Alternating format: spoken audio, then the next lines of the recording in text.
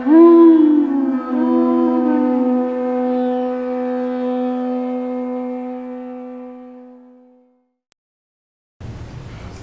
Vishnu-padaya Krishna Prasthaya Bhutale Srimati Bhaktivedanta Swamini Pranamani Namaste Saraswati Devi Gauravani Charane Namaste Shishamivadi Vaskatya Vist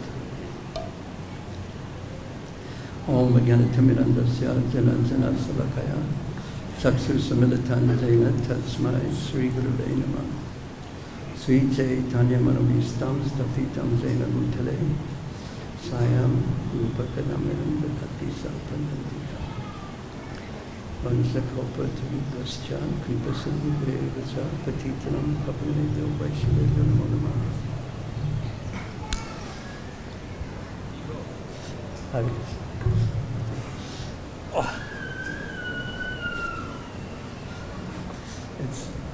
It's great fun getting old. Yeah, a lot of fun.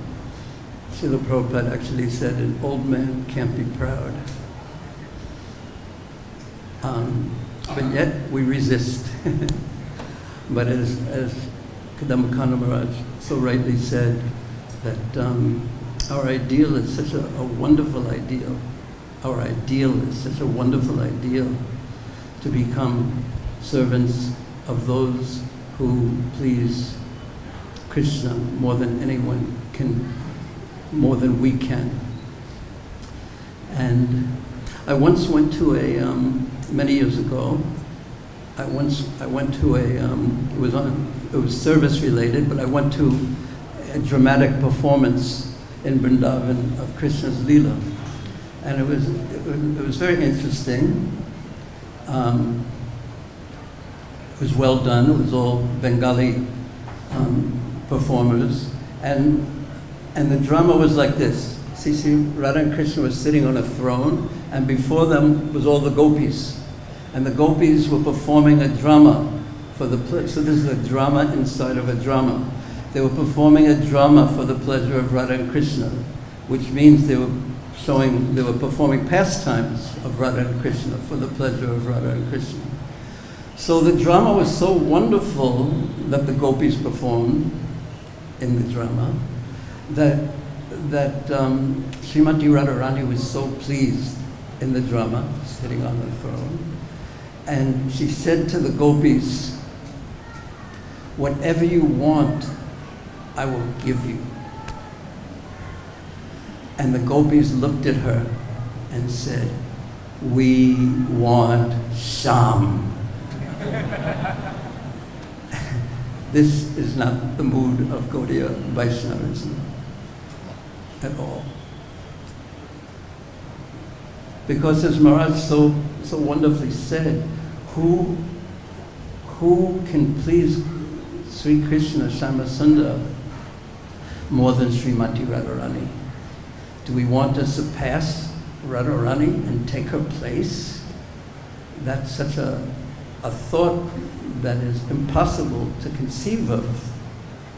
But yet in this drama that was depicted, that I can give Krishna more pleasure than Radharani. And what causes someone to give another pleasure? What is the cause of giving pleasure?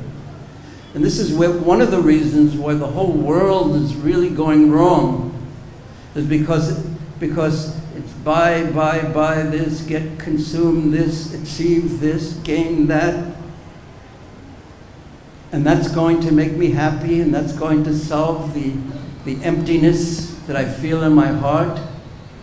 But no, it's really only relationships and love that brings happiness to the soul, to our actual self. And of course, that person who love is to be aimed at is they're all on the altar over here and over here. Srila Bhaktivinoda Thakur was so clear about this, as is Srila Ramananda Roy when speaking to Mahaprabhu in Madhya 8, after describing all the relationships that it is possible to have with Krishna. Krishna Hoya Tushta is pleased. Krishna is pleased and satisfied when the gopis make all the arrangements to bring Radha and Krishna together. And that was the mood of Srila Bhaktivinoda Thakur, and he passed on that mood to Srila Bhaktisiddhanta Saraswati Thakur, who passed on that mood to Srila Prabhupada, to serve in such a way that really brings Krishna pleasure, to serve those who have more love than us for Krishna, have more of a bhakti than us. And if we can't find anyone who has more bhakti than me, then then we have a problem. So in Ramananda Samvad, in the conversation of Mahaprabhu with Sri Ramananda Roy, the gopis are making arrangements for Radha and Krishna to get together, to come together. And what is the mood of Krishna? Or excuse me, what is the mood of Srimati Radharani? She's making arrangements for the gopis to meet with Krishna. Everyone, it's exactly the opposite of the material world. Because in the material world, everyone, ahankara, vamudama, everyone is envisioning themselves. We all live in a bubble of consciousness in which we imagine ourselves the center. And we look at others as just, we're the center of the drama, the star of the drama, and we look at others as just, they just have minor roles, and their role is to serve me, who's in the center. This is the curse of turning our back on Krishna. Krishna Bhule Se Jivanandi. This is the curse that we get just what we wanted, to be the center of the universe, of existence, in our imaginary bubble. And the problem, of course, with that is that we can't convince anyone, not even one person, practically speaking, that we're the center. That's the problem. So the spiritual world, Goloka Vrindavan, has exactly the opposite mood, where everyone has different moods and different services, but everyone agrees on one point, that it is Krishna. He is the center. In the third canto of the Bhagavatam, when the 4 Kumaras go to Vaikuntha, it describes how everyone accepts that Tulsi Devi, is the most important of all plants. But why? There are so many fragrant plants, but everyone accepts Tulsi Devi as the most important plant, and no one is envious. And that is the hallmark of the spiritual world, Vaikuntha. There is no envy, and therefore there is no anxiety, because the center is one. And that is whatever is pleasing to Krishna, that's what I do. And that's also Sharanagati. That's the surrender of the jiva's soul that opens the door to bhakti. I am yours, Krishna. I'm no longer considering myself independent. I no longer consider myself as the center. Now I am Krishna Das, Krishna Dasi, Dasa Dasana Das. But it, as Maharaj was indicating, that it's easy to say, but to act on that level is very difficult. In fact, for a conditioned soul, it's not possible, practically speaking. And as soon as we act on that level, we are no longer a conditioned soul. I remember hearing a lecture that Srila Prabhupada gave in Mayapur. I can't remember the year. I didn't hear it directly, but a recording where he was speaking about serving. And I don't know what it was, maybe Srimati Prabhu can remember, but he was angry at someone, and it was one of his godbrothers, respected from godbrothers. He was very angry at him. Something, I don't know what triggered Srila Prabhupada, but he was in such a fiery mood, and he was saying, and you could hear the power and the passion and the strength of his mood as he was speaking. He was saying that if someone wants bricks and mortar, Krishna will give him bricks and mortar. But if someone wants to serve, and he said it so strongly, and he was talking about himself, it was clear, then Krishna will give him service. And look at the service that Krishna gave Srila Prabhupada. I mean, as Maharaj said, that it can't ever be done again. Look at the service, because his desire to serve was complete and pure, and it occupied his entire consciousness 24 hours a day, and it can't be imitated. How many times have I said, from now on I'm going to chant properly and listen to all my rounds and be sincere and pray in front of the deities? How many times have I said that? But because my heart is empty of true bhakti, I can't maintain it. It can't be bluffed. It can't be imitated. False ego will certainly come through continuously, my false ego. And Maharaj was explaining this point. And there's something that I've noted in from Sri Chaitanya Charitamrita too, which defines Braja and defines the love of the gopis. This is from the same, the next verse after Maharaj, or actually, yeah, the first part of the two verses that are discussed in Adi 4, which define in a very wonderful way the reasons why Mahaprabhu came. This is describing, I think it's the beginning of the second reason, but he's explaining Kaviraj Goswami, who has heard directly from Srila Raghunath Das Goswami, who is serving Srila Rupa Goswami.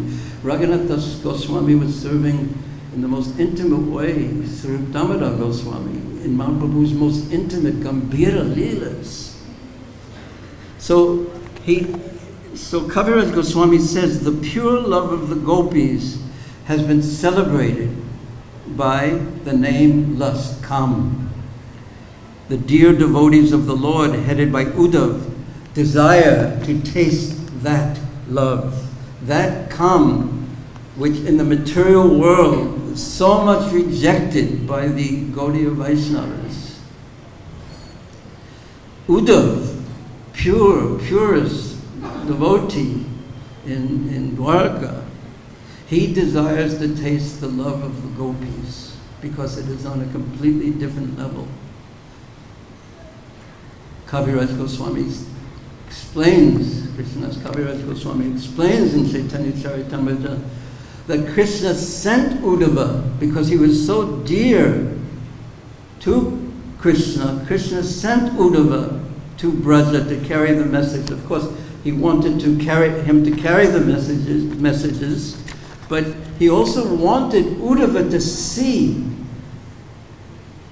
the mood of Braja. He wanted Uddhava to see the most amazing mood of the residents of Vrindavan in this Sri Vrindavan Dham. In their service, the mood of their service was it just didn't exist in any other realm of reality. And he wanted to gift Uddhava with that vision, to see it firsthand. So Uddhava wanted to taste that. And then Kaviraj Goswami explains that love and lust have different characteristics, just as iron and gold have different natures. The desire, Atmendriya Priti Vanjatari Valikam, Krishnendriya Priti Icha Dari Premanam. The desire to gratify one's own senses, in other words, living in the bubble of our consciousness of false ego, where I am the center. The desire to gratify my senses is called kam, or lust, where I am in the center. But the desire to please the senses of Lord Krishna, that is Dhari Premanam, that is what prema is. That Krishna is the center. Krishna is the center. It so easily, as Maharaj was indicating, so easily comes off the tongue. I can say it, Krishna is the center. Krishna is the center. But to actually have Krishna as the center will qualify us for really moving forward in our spiritual life. The object of lust, Kaviraj Goswami continues, is only the enjoyment of one's own senses. But love caters, or love that is meant for the enjoyment of Krishna, but love is meant for the actual love, not lust, but love is meant for the enjoyment of Krishna. And therefore, it is very powerful. Social customs, scriptural injunctions, bodily demands, fruit of action, shyness, patience, bodily pleasure, self-gratification, the path of Varnashrama Dharma, which is very difficult to give up. The gopis, in their love for Krishna, have given up everything for Krishna, as well as their own relatives, punishment they were ready to take, scolding, all for the sake of service to Krishna. They rendered loving service to him, for his enjoyment. That is called firm attachment to Krishna. It is spotlessly pure, like a clean cloth that has no stains. There is nothing in the consciousness of the Braja Gopikas other than this one desire to give Krishna pleasure. And therefore, lust and love are quite different. Lust is like dense darkness.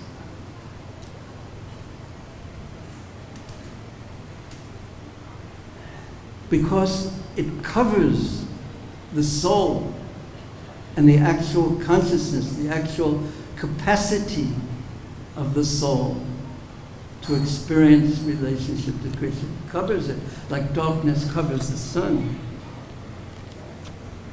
But love is like the bright sun that makes everything clear and illuminated.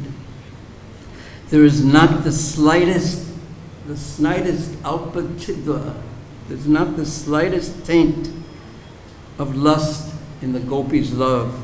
Their relationship with Krishna is only for the sake of his enjoyment. The gopis do not care for their own pleasure. They do not care for their own pain. All their physical and mental activities are directed towards offering enjoyment to Lord Krishna. They renounce everything for Krishna. They have pure attachment to giving Krishna pleasure. All my beloved gopis, Krishna says, you have renounced social customs, scriptural injunctions for your relatives, just for my sake. And I disappeared only to increase your concentration on me. I disappeared for your benefit. You should not be displeased by me. So this takes place after Krishna returns after the Rasa Leela. And how does Krishna reciprocate with those who give their hearts to him fully, who sincerely try even How does Krishna reciprocate? Is he some type of a dictator, a cruel dictator who demands that if you want to be happy, you have to serve me, and not only do you have to serve me, you have to serve me with love, and that love has to be completely pure, no spot of any selfishness, and if you don't do this, you can't be happy? No. He is very soft, actually. And he reciprocates with any endeavor a devotee makes to take a step to him, even if it is not on this level. But how does he reciprocate with the devotees who are actually on this level, the Braja Gopis?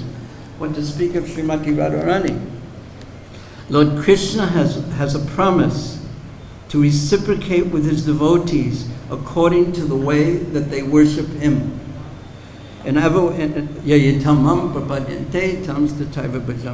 whatever way my devotees surrender unto me, I reward them accordingly.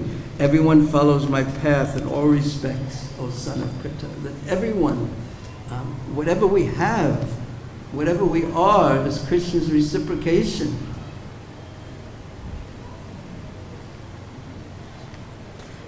And that promise to reciprocate, yayitamam prapadyante, has been broken by the worship of the gopis.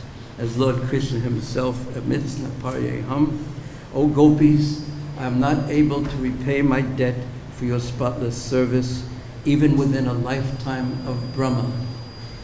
Krishna is, he's a person. If someone serves you continuously, just thinking about your pleasure, and here we are sort of selfish, self-centered, conditioned souls, but when someone serves and sincerely tries to please you, only the hardest-hearted person doesn't feel great gratitude and wish to please that person, and the heart is melted. That person's heart is melted and it becomes soft. What to speak of Krishna? What to speak of Krishna?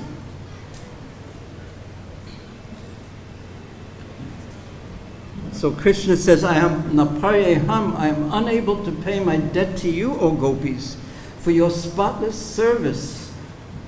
Krishna's mood is sakrideva papanastvam tavayachi chayachate savada. Who knows the rest of the rest? The Krishna's mood, you know it? Anyone from the exalted senior side? Sarvatat. The Damyitam Vratam, that Krishna has vowed that if someone one time, and this is the nature of Krishna, and why he's so attractive, all attractive, everything about him is attractive, but he has vowed that if someone one time, sakrid, one time, eva papanastam, says, tavasmi, I am yours, one time, I am yours. Then from that time on, it's like Krishna writes his name, that person's name in his book. And from that moment on, Krishna says in the form of Lord Ramachandra, from that moment on, I will protect that person and free him from fear. That is Krishna. That is Krishna. And then Kaviraj Goswami says, he explains the nature of the gopis' love, which is exactly the opposite of a conditioned soul's service. That whatever affection the gopis show in their own bodies, know it for certain to be only for the sake of Krishna. The gopis think, I have offered this body to Krishna. He is its owner, and it brings him enjoyment. And Krishna finds joy in seeing me. It is for this reason that they clean and decorate their bodies. So when they're looking in the mirror, they're making themselves look beautiful. but just for the sake of Krishna's pleasure. And for someone with false ego, whatever they do, it's just the opposite. It's only really ultimately for me. That is false ego. So as Maharaj was explaining, that this is a day for really reflection, introspection on what love really is, and a sure way to bring about some humility in the heart, which is the impetus for serving those who have more bhakti than us.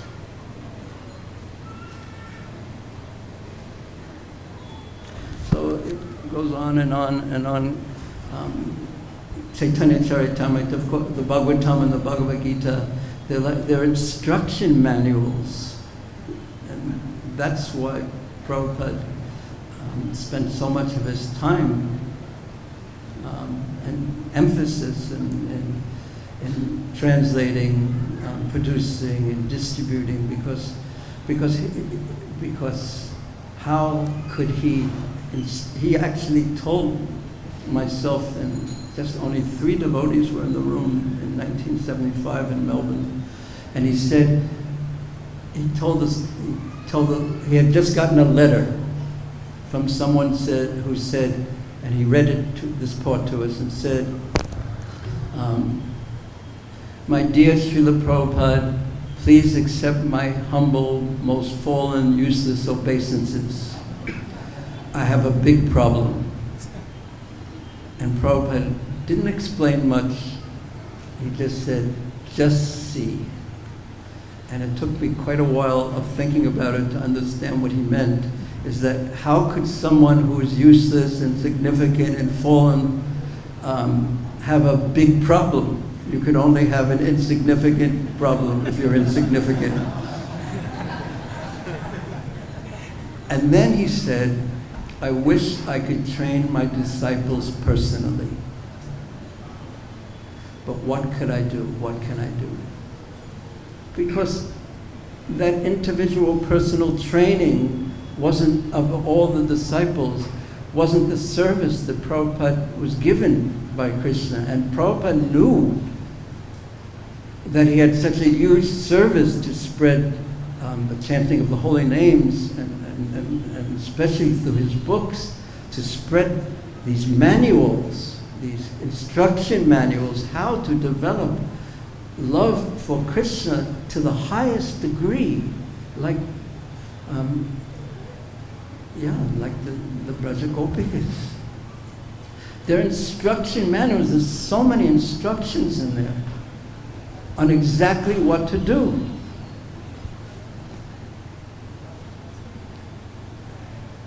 And Prabhupada had his instructions from Krishna, and from what anyone who, as we all know, what Prabhupada did, he just poured unlimited energy into spreading Krishna consciousness throughout the world. Yes, Jai Prabhupada.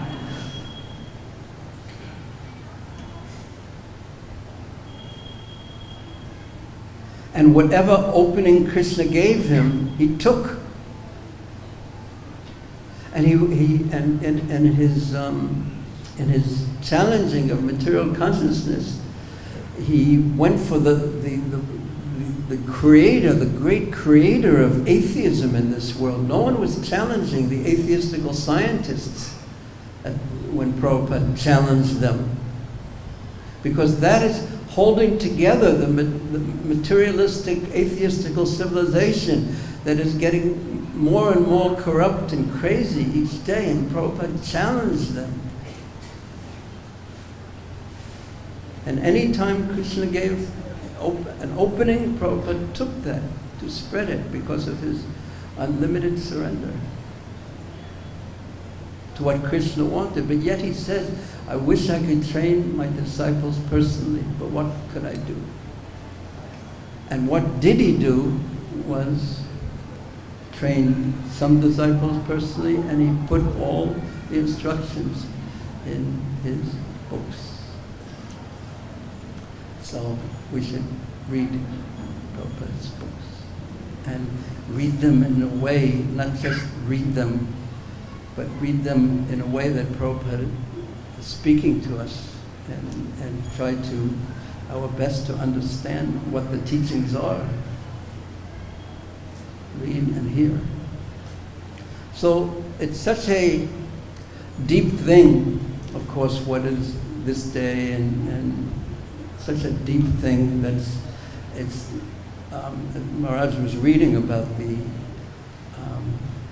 Srimati, the depth of Srimati Radharani's love, devotion, her giving herself fully to Krishna. For a selfish, conditioned soul, I cannot conceive of it, practically speaking, of what that kind of love is. I cannot conceive of it. So because a conditioned soul cannot really conceive of it, Srila Prabhupada and Srila Bhaktisiddhanta Saraswati Thakur presented Radha and Krishna Leela very, very carefully. Because when we hear the name, what Prabhupada said is when we hear, he told the story of how the barber, who was it? Someone was crying and saying, Radha, Radha, Radha. And the person asked him, why are you crying? And he said, what did he say? You don't know. The barber's wife, he was thinking of his girlfriend. The barber's wife, whose name was Radha, and tears are coming from his eyes. So these most intimate pastimes of Radha and Krishna in Vrindavan, they're hidden, completely hidden, because when a materialistic person will think of them, their mind will go to material enjoyment, so that they can be expressed directly, but no one will be able to touch them at all with their consciousness unless they are very pure. Unless they are very pure. And therefore, Prabhupada's instructions and desires were for us to become very pure and gain access to this level of Krishna consciousness.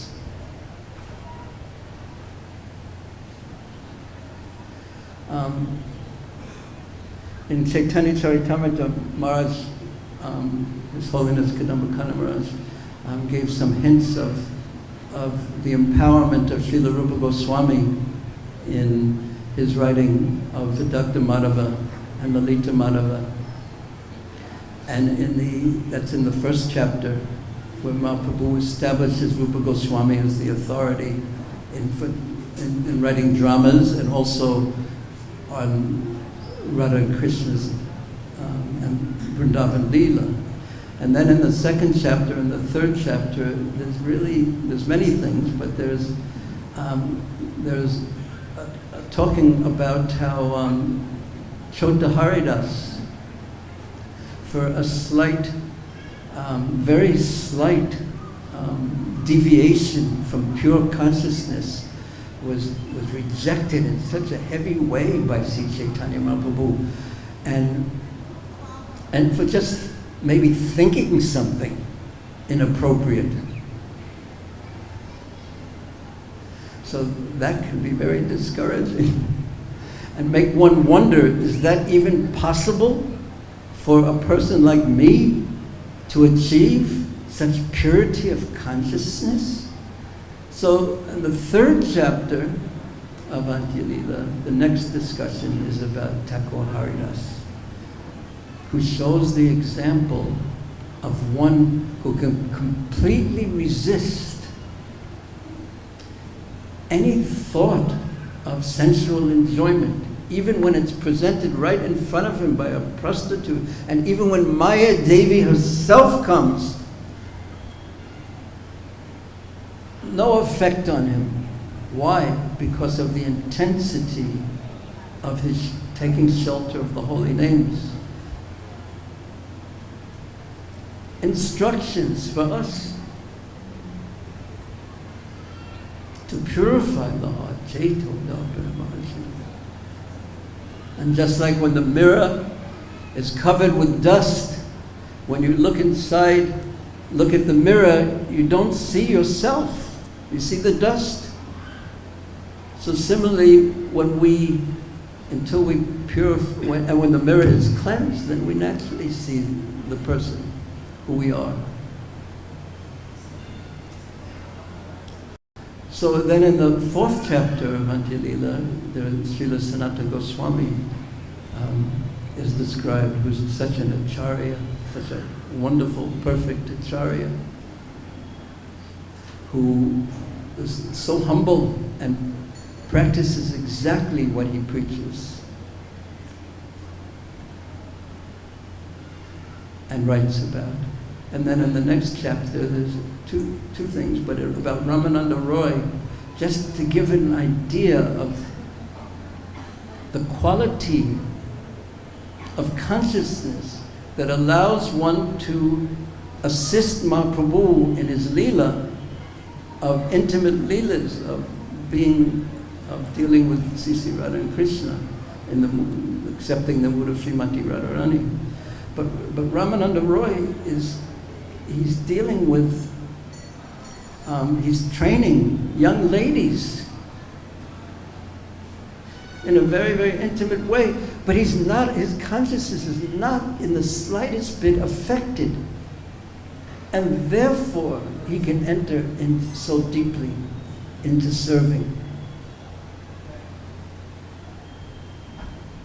And then the next chapter, the assistant of Sarup Damodar, Raghunath Das Goswami, is described. And the austerities that he performs, we love to read about, but he had nothing to do with his material body. He was subsisting on no material desires, eating. And he therefore was qualified to be as the servant of Sarup Damodar, Sarupera Raghu. He was qualified to be that close. So is it that we can't understand anything, because, or at least I can't?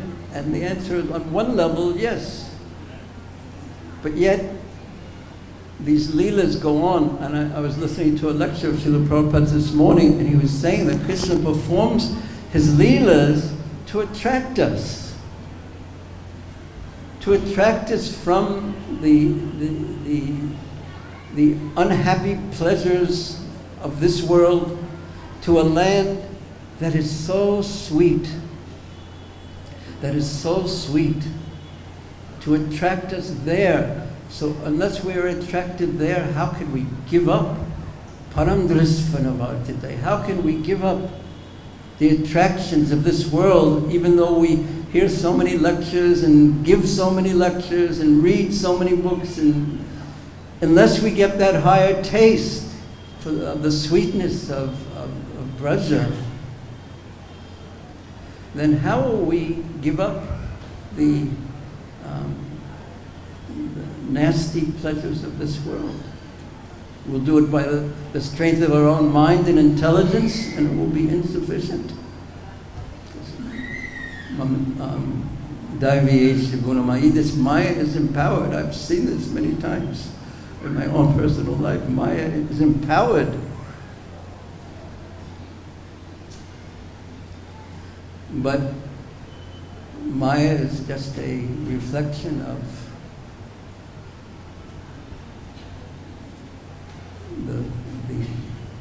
the day, the Srimati Radharani, whose appearance day we are celebrating today. So just to give us a hint, as Maharaj read, that was so powerful from Rupa Goswami, Vidagdha Madhava, and explaining Lalita Madhava. So I also prepared something like that, from Rupa Goswami. This is just a little bit of a summary of Rupa Goswami's a part of Rupa Goswami's Dan Keli Kamodi. some of the pastimes, and it's all innocent. It's so innocent, but these playful dealings between Krishna and the cowherd boys and the gopis that very much have to do with the glories of Srimati Radharani. Prabhu, could you do me a favor and pass that cup in this direction? Yeah. Thank you.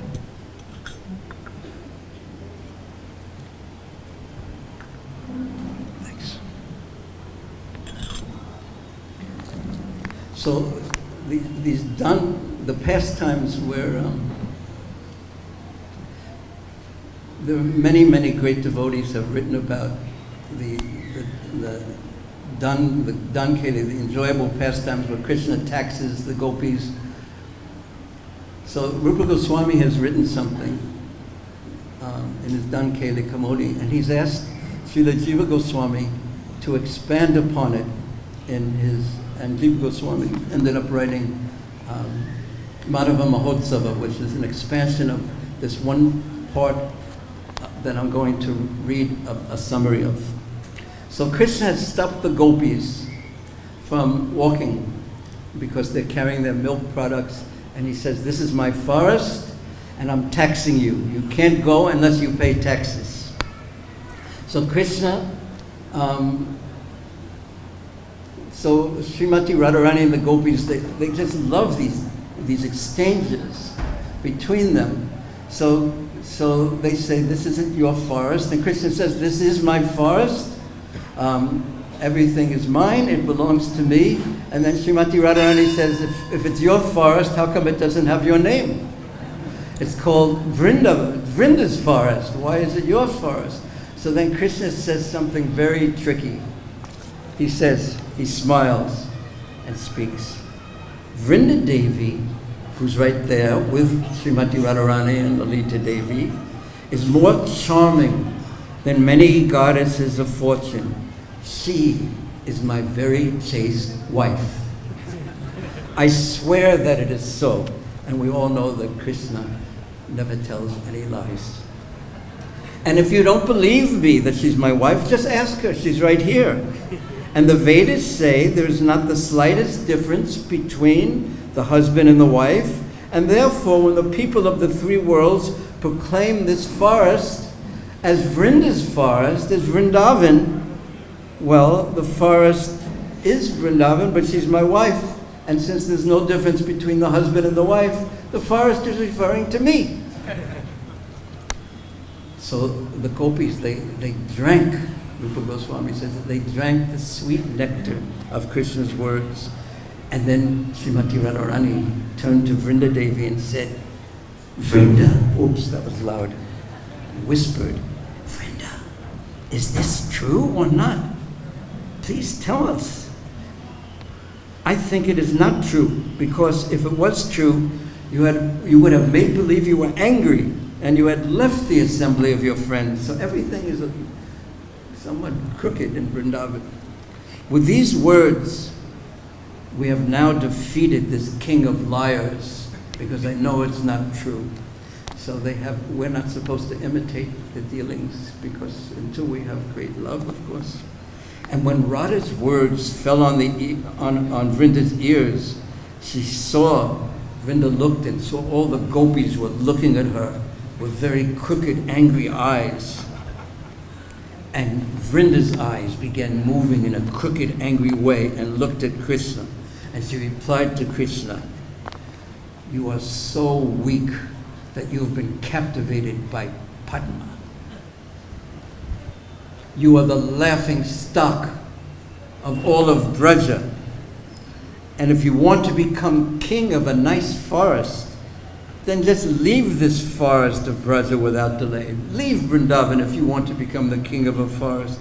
And you go beg Padma for some forest, and she'll give you some bulbleberry forest, these sticker forests. Vrinda Devi then spoke of Radha's beauty and virtues by comparing them to many other things. She established Radha, Srimati Radharani's sovereignty over Vrindavan. This is Radha's forest. And then she described Radha's qualities. And many, many years ago, I think in the 70s, at a Radhastami ceremony in Melbourne, I remember Madhavisa Prabhu saying that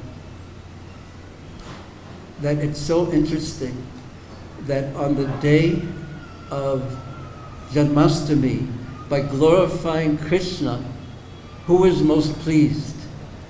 Radharani. And when we glorify Radharani, who is most pleased? It is Krishna. So Krishna gets the most pleasure from these glorifications of Sri Radha. Her face is more beautiful than lotus flowers. Her eyes are more beautiful than moving lotuses or the restless deer. The beauty of her raised nose is greater than the beak of a young parrot. Her glistening lips are more beautiful than the splendid baduka flowers. Her teeth are praised above the white jasmine flowers and the red pomegranate seeds. How do you say pomegranate in Hindi again? Her smile is praised above the lotus forest. Her ears are praised above the charming ropes of munja. The beauty of her forehead surpasses the splendid baka flower. The vine of her restless eyebrows is more beautiful than a line of black bees. Her ointment, her kumkum ointment, is more beautiful than a host of jambu fruits. The splendor of her hair is greater than the feathers of a maddened peacock. Her voice is sweeter than the high notes of a cuckoo. Her arms are more graceful than flowering vines. Her beautiful hair is more splendid than a glistening black snake. Her movements are more graceful than the movements of a flock of royal swans. Her lotus feet are more beautiful than a forest of blossoming land-grown lotuses. In the town of Braja, she is eternally more generous. She is eternally more generous than a forest of kalpavriksha trees. Could anyone repeat back what I just read, that last line? I'll read it again and then ask the same question. In the town of Braja, she is eternally more generous than a forest of kalpavriksha trees. Can anyone remember anything from, yes? In the forest of Braja, in the town of Braja, Radharani is eternally more generous than a forest of kalpavriksha trees. The kalpavriksha tree, you ask for anything and they will reciprocate. But Srimati Radharani is eternally more generous than a forest of kalpavriksha trees. Today might be a good day to make some humble requests according to our heart's deepest desire, and don't ask for a new motorcycle. Or even, This nectar stream of love flowing continually from her eyes, and the perspiration drops from her transcendental body defeat the splendor of gold, and are both greater than the Manasa Ganga, the Jamuna, and all other lakes and rivers. Her bodily hairs are erect in ecstasy, are greater than kadamba flowers. So it goes on explaining. Srila Rupa Goswami explains Vrinda Devi's words about the glory of Srimati Radharani. And then she says to Krishna, "My Lord, this forest of Vrindavan is only the pale reflection of the glory of Radha's face and limbs. How can you claim it as your property? The lotuses and other flowers here are as splendid as the face and limbs of Sri Radha. In this world, this forest is famous. This forest of Vrindavan is famous for being as sweet and as charming as is Sri Radha. What do you think about that? Prabhu, you have a glorious memory. In this forest, this forest of Vrindavan is famous for its being as sweet and charming as Sri Radha. This forest is a manifestation from Sri Radha. This forest is the dear friend of Radha, this forest known as Vrindavan, which explains that when you come to Vrindavan, there is a special sweetness that is nowhere else in existence. Many years ago, I traveled to Badrinath and Gomukh and Yamunotri, and there I found there was a peace that was amazing and so deep. But then, after some time, we returned to Vrindavan and just went,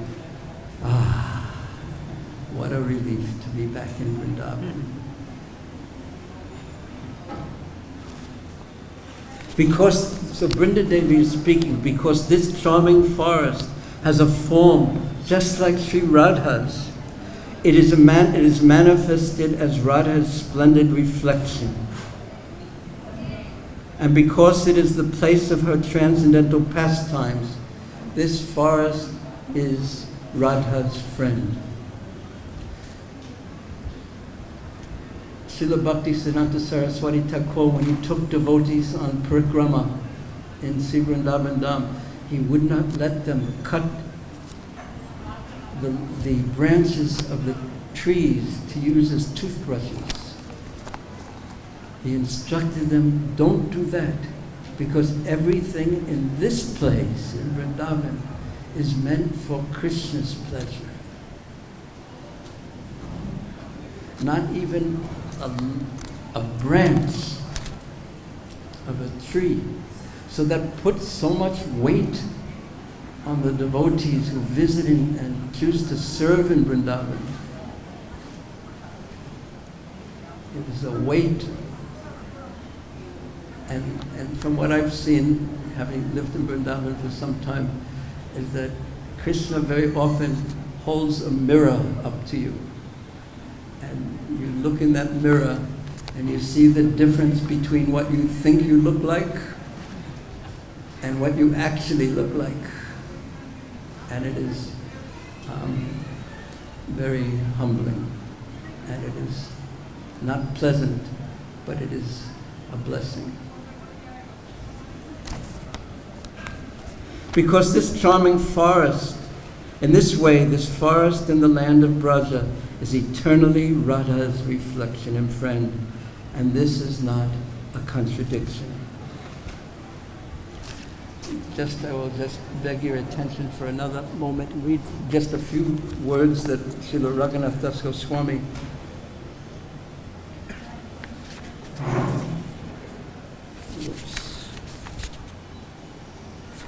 No, I won't read it.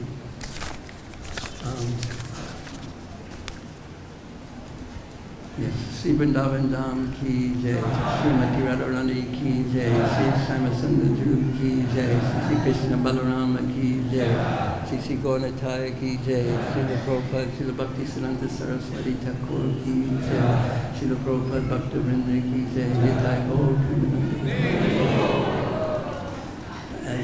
As Maharaj thanked all and asked for blessings, especially from the senior devotees who have tolerated.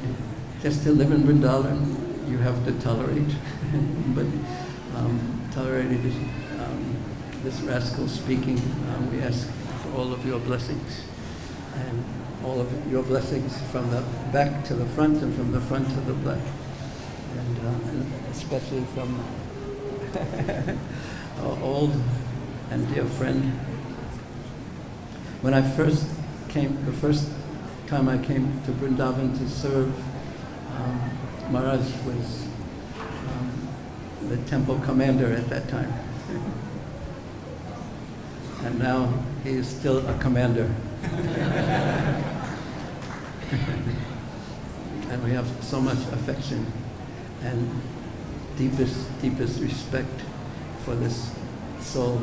He's such a hero. He's such a hero. Such a hero. Sorry. He'll probably get me back later.